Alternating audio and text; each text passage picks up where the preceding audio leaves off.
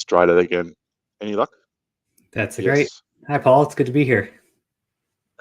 Great. Was the intro actually audible or not? Did you just hear my mouth mimic?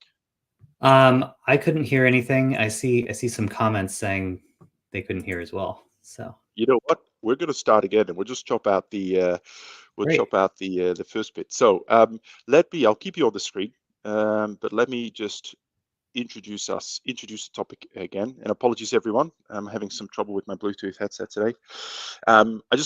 Again, hello and welcome to another live episode of Marketplace Masters, brought to you by Merchant Spring, your really trusted partner for marketplace analytics and reporting. As you know, many of you have been listeners for a while. In each of these episodes, we delve deep into the world of Amazon, really shining a light on the unique challenges that Amazon vendors face as they navigate the complexities of the platform to drive profitability and growth. I'm your host, Paul Sonneveld, and today we're tackling a very crucial topic, the profitability of Amazon ASINs. We'll be actually comparing the Amazon vendor model with the Amazon seller or 3P model to uncover valuable insights that can really help vendors optimize their distribution strategies. You've already met him, but I am very excited to introduce Nathan with us. He's joined us today to really share his expertise on this subject. And by way of background and introduction, Nathan is the co-founder of Mercantile Commerce, leading a team of digital commerce professionals, really deep experience across various industries. They specialize in digital advertising, catalog optimization, margin improvements, really empowering value-driven brands to thrive on Amazon. Since 2012, Nathan has been instrumental in really helping brands succeed on Amazon with really extensive experience across both the 1P and 3P platforms. He works with vendors, resellers, agencies, and has really honed his skills in the area of profitability analysis, as well as advertising strategies and Amazon-specific e-commerce tactics. So for the second time, but this time audible to our audience, Nathan, thank you so much for joining us on this show. It's a pleasure. Thanks for having me on, Paul. Again, my apologies about the audio. I do have a tendency to mute myself, but that was actually not the case this time around. That would be the obvious answer, but there's some connection thing going on. Just before we jump into the questions, just a reminder to our audience, I can see we have lots of live participants. It's one of the great things about doing these things live. There will be time for Q&A as well. So I'd encourage you particularly to use the LinkedIn comment section to really ask any questions that are on your mind. I will do my best to moderate them and put them in front of Nathan at the right time or perhaps at the end of the show as well. So just to encourage you guys to do that. But Nathan, let's kick off with sort of, the 1,000-foot question. Comparing profitability between ASINs, vendor versus seller. I mean, why are we even talking about it right now? What's driving the conversation? It's a great question. I think over the last 12 months, I've had more conversations than ever before about vendors switching to the third-party marketplace, and some larger 3P sellers wondering if the Amazon retail is the right platform for them to continue their growth. So it's interesting because I in the 12 years I've been working in this space, it seems to be the constant conversation of 1P versus 3P, or no, hybrid is the optimal strategy, just do both. So a key part of that is analyzing the profit margin you can expect on each platform, and so that's a key part of the decision-making process for any brand or any retail operation who's working with Amazon. Yeah, absolutely. And this is where the hard part is, right? To really work, comparing at the bottom line, what is the profitability you generate on one particular SKU or ASIN, 1P versus 3P, and then if you have the ability to, because obviously there's you don't always have the ability to switch, but if you have the ability to, then working out what the right distribution model is there. So maybe let's start on the seller side, maybe, because I think Sure. a lot of our audience will be more familiar with the seller side. Walk us through the key components of ASIN profitability on the 3P side. Happy to. So there's literally 30 to 50 different line items that you could pull out of a P&L statement on the seller side. But the biggest ones are the ones to pay attention to. Amazon charges a referral fee, which in most categories is 15%. In some it's higher or lower. If you're in apparel or electronics or jewelry, be sure to look up those referral fees. But that's a flat fee charged off the selling price, and so it's usually pretty easy to model and is consistent from item to item. The other largest fee that you're not going to get out of is fulfillment. And so while it's still quite common for some sellers to fulfill their own orders using FBM, FBA is the preferred method for anyone trying to maximize their throughput. So that's what we tend to focus on. And that's one that is highly variable. It only pays attention to how big is it and how much does it weigh.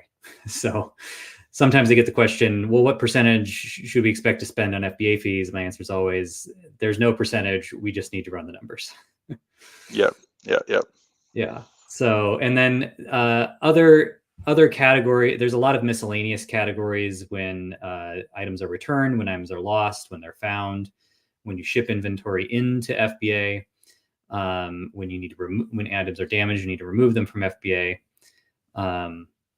All of those can be, they tend to be very small in and of themselves. So a lot of times we'll figure out what we expect a return rate to be based on the category. Again, that's one where apparel might be very high, 20% might be normal, whereas hard goods might be low, something around 5% might be normal. Because that will control a lot of other fees or a lot of the return cost and how much damaged goods you have. But then the other big one that's on a lot of people's mind is advertising. This is, again, one where you get questions about, well, how much should I spend on advertising? And and there is no one right answer. It really does depend on what the rest of your profit margin analysis tells you that you can afford to spend and while still remain profitable, as well as where you are in product life cycles and how competitive your category is. Yeah, absolutely. I've got some follow-up questions on advertising specifically, but I'll let you get on. I'll let you sort of finish a broad outline, and then I might just ask a few follow-up questions there. Mm-hmm. Yeah, the last piece I really want to throw in there, which doesn't show up in will show up in your P&L, but Amazon isn't telling you to do anything about it, is pursuing reimbursements. There's a wide variety of events where you can go pursue a reimbursement from Amazon, and they will not reimburse you until you ask.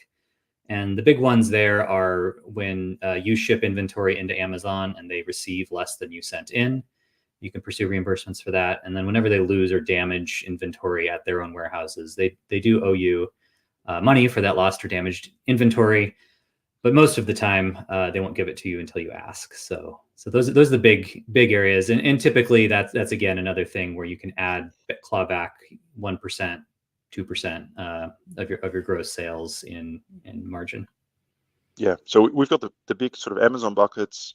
Mm-hmm. Referral fees, FBA fulfillment fees, and of course there's inbound and storage and different flavors of fulfillment services.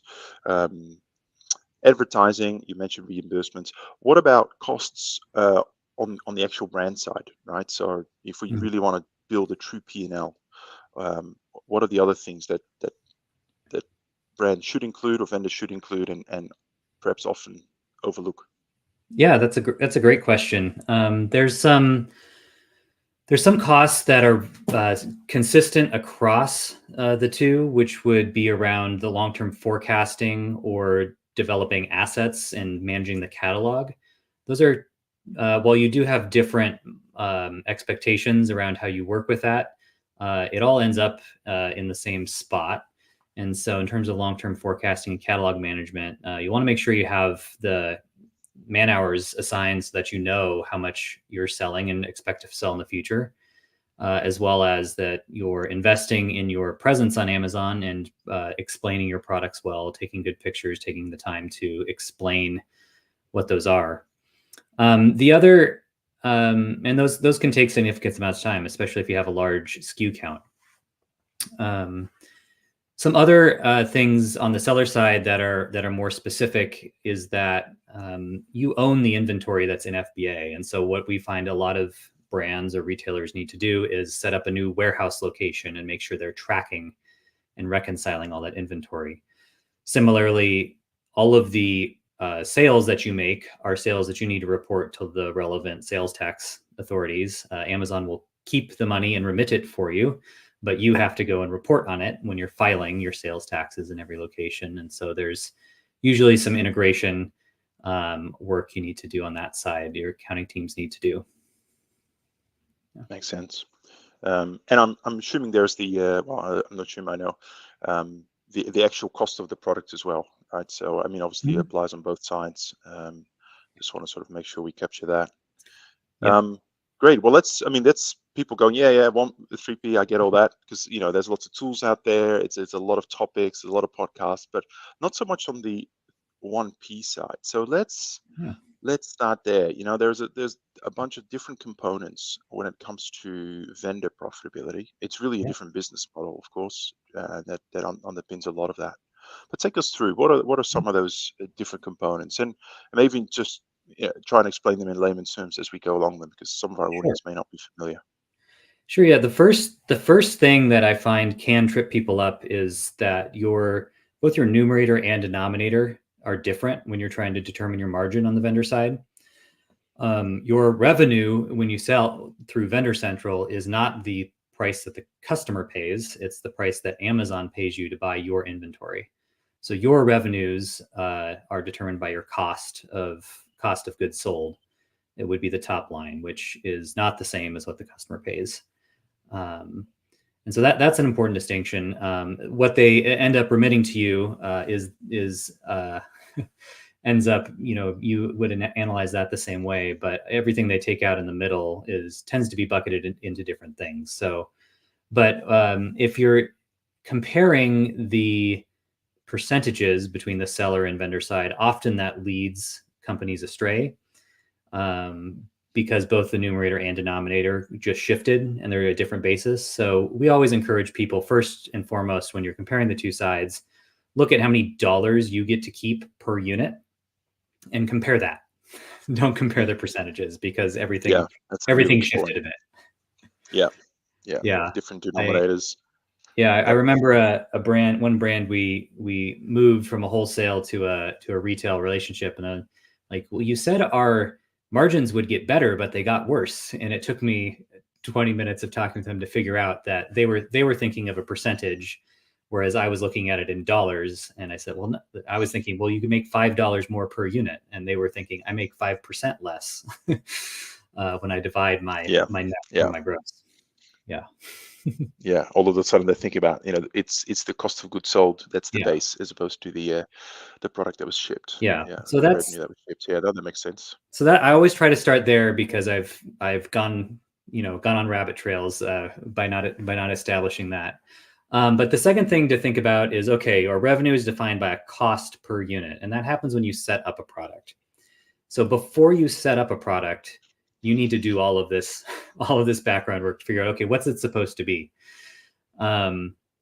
Because you can easily lower your costs in the future, but good luck trying to get a cost increase through. Sometimes there's some situations where it can happen, but make sure you understand this whole cost structure before you set that product up, because that cost is very, very difficult to increase, if not impossible for in the short to medium term. And so that cost is literally the price that's going to go on the POs that Amazon sends to you when they want to buy more product. Now, that's not the full cost they're paying. There's some discounted terms that go along with that. And so the next big thing to wrap your mind around is your terms. They split this into a few categories called co-op or MDF, and then they'll have a small amount for freight and a small amount for damages. Typically, this might, normal range that I've seen is between 15 and 20% for all those put together, but that's just a percentage taken off the PO that you're not going to get on any of the things you sell. So it's important to also, when you're setting up your account or when you're negotiating terms, to keep your eye on those, because similarly to cost, it's easy to give Amazon more points, and it's almost impossible to claw those back unless you are giving them something of equal or greater value in return. And then the last thing that's related to terms that I want to sneak in the same segment here is they often will offer brands 60 day terms with a 1% discount or 90 days net. And so that's another sneaky way they get an extra 1% off if they pay you in 60 days, which depending on your business and your, maybe that's normal. Maybe that's generous for Amazon to take that. But that's another way where Amazon can sneak in one more percentage point there to discount off of cost. Yeah, that there's actually a lot of fees. I think, what are the how do the chargebacks and all of that fit into that? Because obviously that is a big drag on everyone's talking about it. Yeah. How does that factor into the ASIN level P&L? That's a good question. Amazon has a lot of compliance rules. So you have to, just like on the 3P marketplace, you have to pick and pack and ship your products according to their guidelines in order to avoid getting chargebacks on your shipments. And so chargebacks might be if you packaged something wrong and it shows up at Amazon's warehouse and it should have been polybagged, but it wasn't. And so then they have to go and bag it, and they will charge you some money for that. But the bigger one that's more common, even if you're following all the guidelines and doing everything right, is similar to at FBA. If you say you sent them 100, they will check in however many they check in. And so sometimes they say, well, we only got 90. And so they're not going to pay you for the 10 that were missing. One thing that people don't realize, though, is they will often receive more units than you intended to send them into their inventory.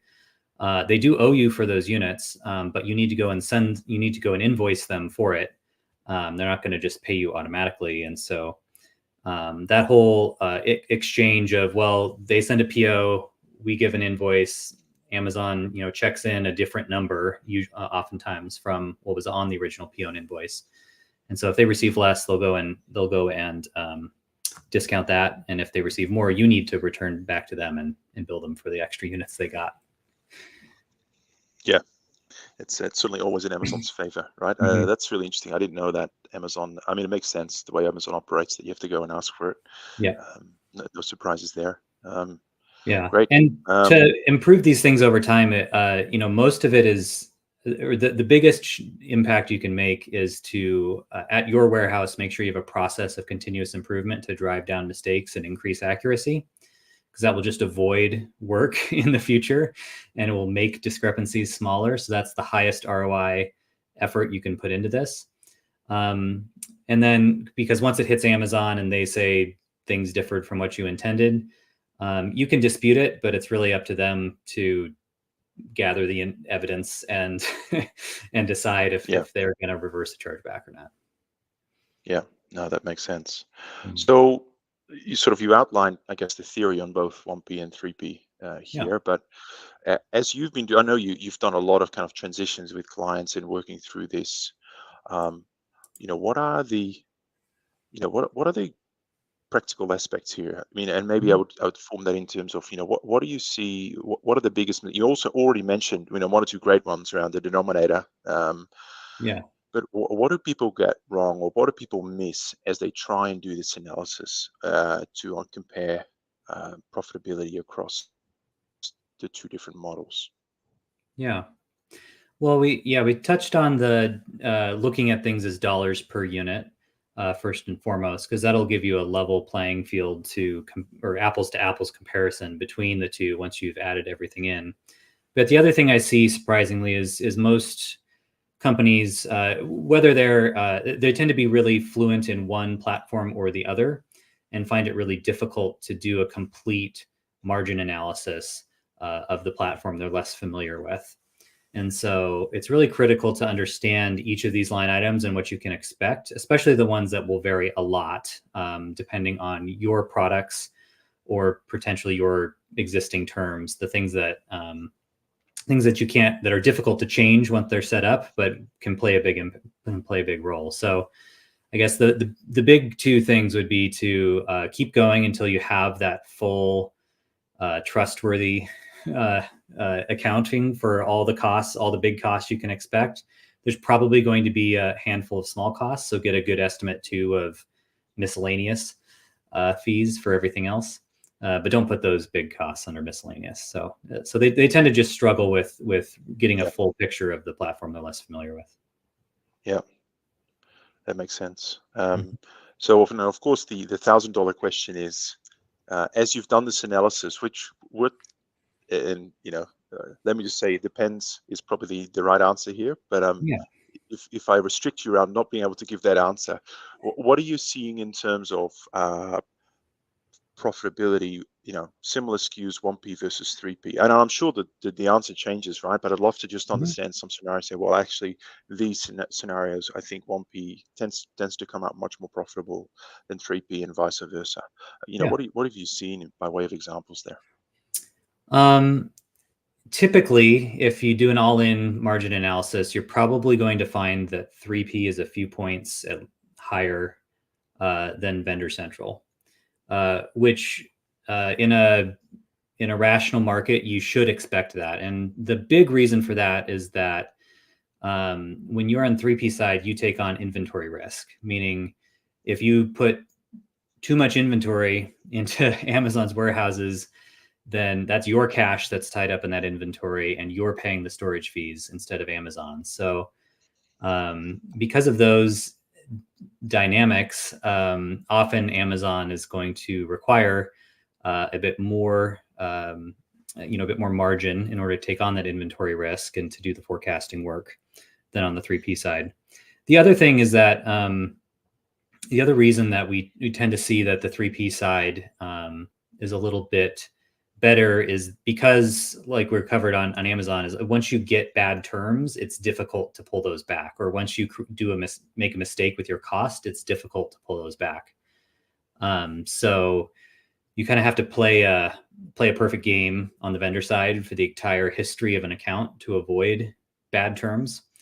And so if you do, you might end up in a similar, I might expect you to end up in a similar place to the 3P side.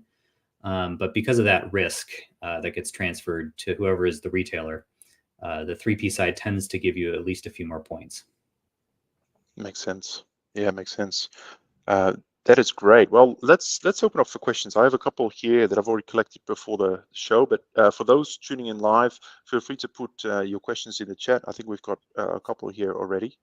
Let me ask a few very practical things that I haven't always been able to resolve, perfectly. To advertising, I think this applies to both 1P and 3P.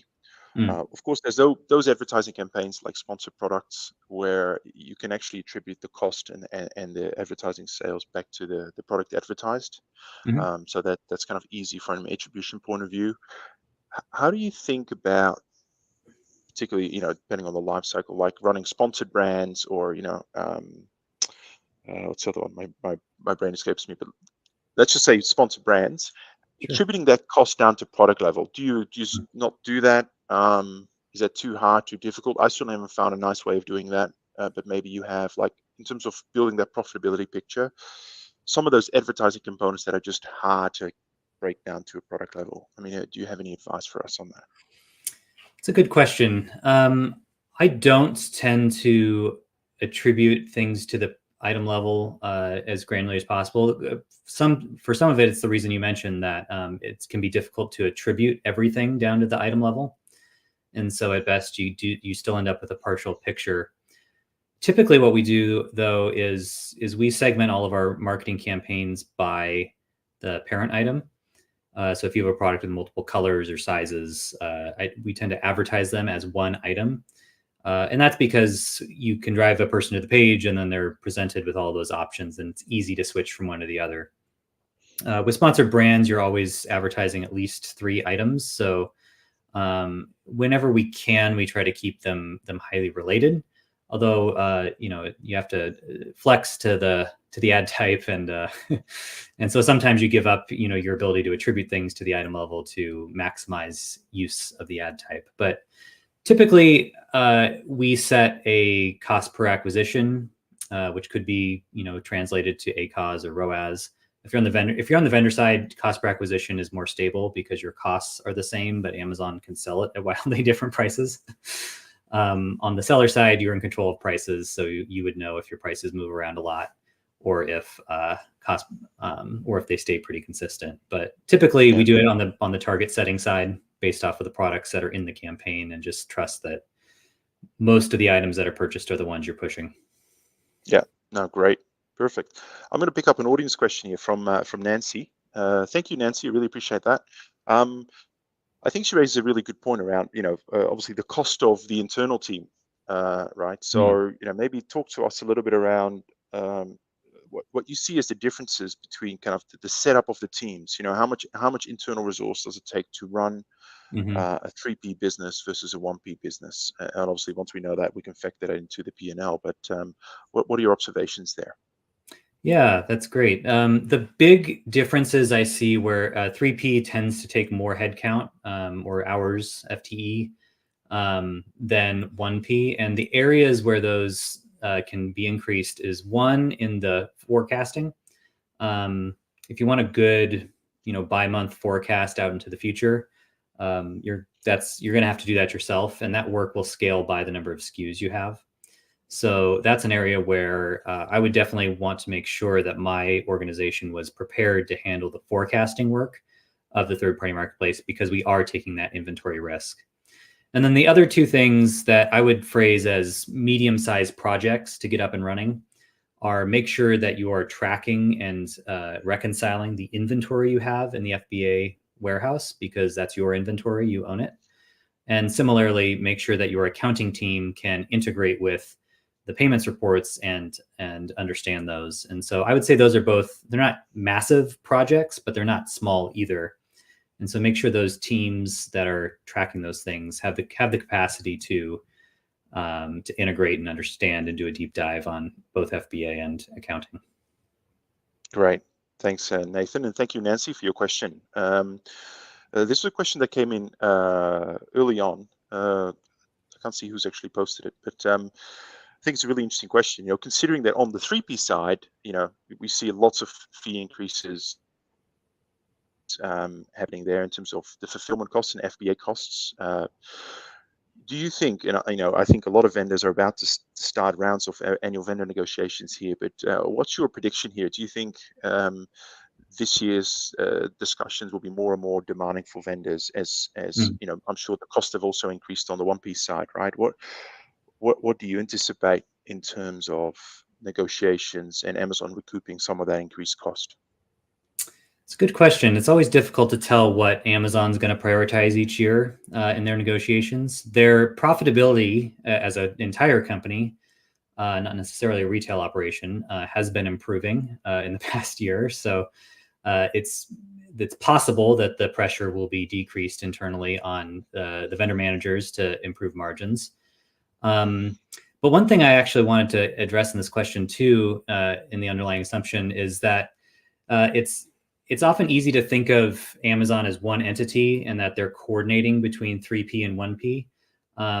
But in practice, that's really not true. There really is a firewall between those two sides, and they're not, a change to the 3P cost structure. I wouldn't assume that the same or a similar or a mirror image change might be happening on the vendor side. They're really driven by their own targets. They might be reacting to the same macro factors of difficult supply chains or too much inventory space or low profitability or low consumer demand. But so they might be reacting to the same things, but they're not coordinating things. And so I wouldn't think about it like that. It may not necessarily be the case, and they may not be internally aligned, or there might be a completely different set of agenda and priorities for the retail team for the year. Yeah. Great. I've got a question here from Patrick. If you agree to a CSA, now I'm actually not familiar with the acronym. Me neither. You are. Oh, okay. Well, in that case, what I might just pause this question, Patrick. If you're still online, it'd be great if you could just spell that out for us. I'm sure we know what you're talking about. We're just not recognizing the acronym at this point. So if you could do that, then I'll get back to you on that question. In the meantime, I want to talk about vendor codes. All right. one of the things that we're seeing at Merchant Spring, lots of vendors connected. Most vendors have one, maybe two vendor codes, but there are those that, probably due to the complexity of their business, have 10, 11, 12 different vendor codes. Obviously, probably an outlier, probably the 1%. But what is the role of vendor codes in terms of profitability, right? So I do see there's different structures associated with different. When I say structures, I mean like rebates and co-ops and things like that. Different percentages associated with different vendor codes, often for fundamental kind of business reasons. But what is the role of vendor codes? How do you see that? And is there a lever there to improve profitability? There can be a small lever there. Really, Amazon sets up a new vendor code to create a different set of co-op agreements with a vendor, and so the really common ones are if you're going to do direct fulfillment or set up pallet ordering, they'll set up a new vendor code. Some of the assumptions there have changed. If you're doing direct fulfillment, then Amazon is basically asking you to be a drop shipper. And so they might want to keep the MDF, their fund that's supposedly for their advertising and marketing of products, but they shouldn't have anything for returns and freight, because you don't do that with them.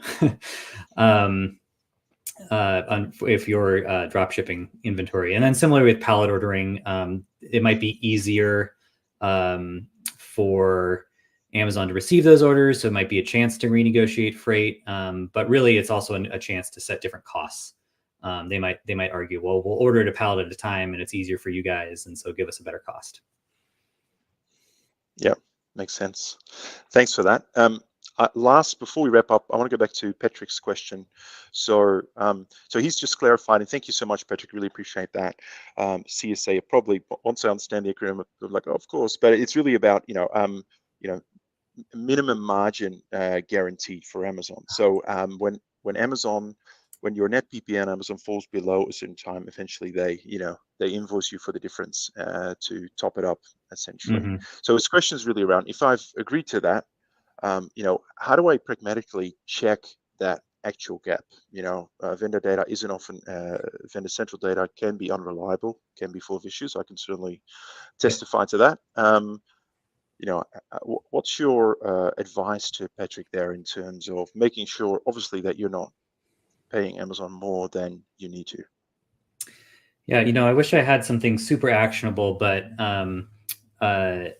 really this is a research project for Patrick and for anybody else thinking about this.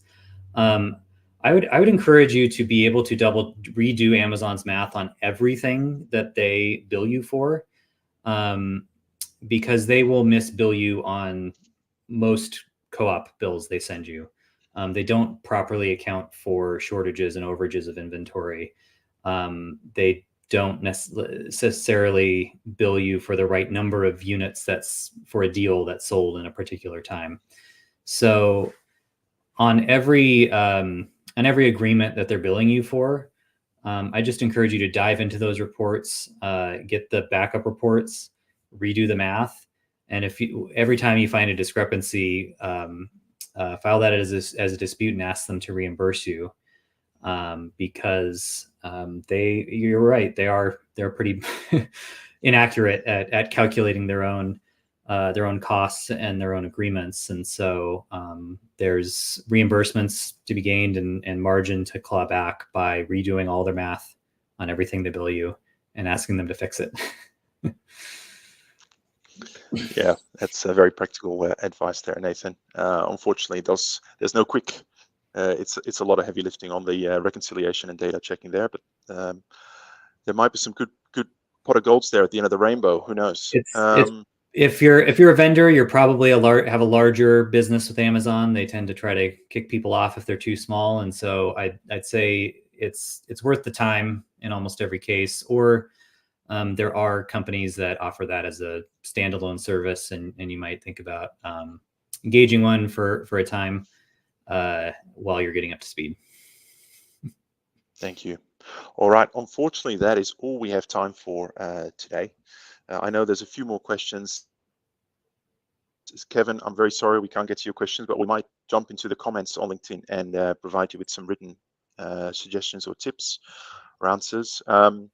Nathan, thank you very much for joining me today. I really appreciate the insights you've shared, some of these practical things, even seems like, of course, straightforward, but I can really see how it chips up people around, different denominators in comparing profitability and looking at unit economics as opposed to percentages.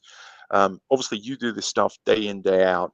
If there's anyone listening or, today or on demand later, they're interested in continuing the conversation with you, perhaps exploring your services, what's your preferred way to get in touch with you? Yeah, thanks so much for having me. You can get in touch with me on LinkedIn, or you can go to our website at mercantilecommerce.com and fill out the contact us form. We love working with brands on the seller and vendor side, and yeah, would find it if anyone in the in the chat is interested. We'd be happy to take a look at your business and see if we can help. Perfect. And I think both Nathan and I will be in Amazon Accelerate as well in a few weeks' time. Mm-hmm. So if you're interested in meeting up or having a chat in the Seller Cafe, or just send us a direct message, and we'd love to chat and learn more about your business and exchange ideas. Absolutely. Perfect. Well, thank you so much, Nathan. I really appreciate it. Have a wonderful day. Until next time. All right, that is it for today's episode of Marketplace Masters. Thank you so much for tuning in. I really appreciate your questions and the live audience participation. But of course, if you missed this episode, or you joined late, or you're looking for other content, make sure you visit our video on demand library at merchantspring.io.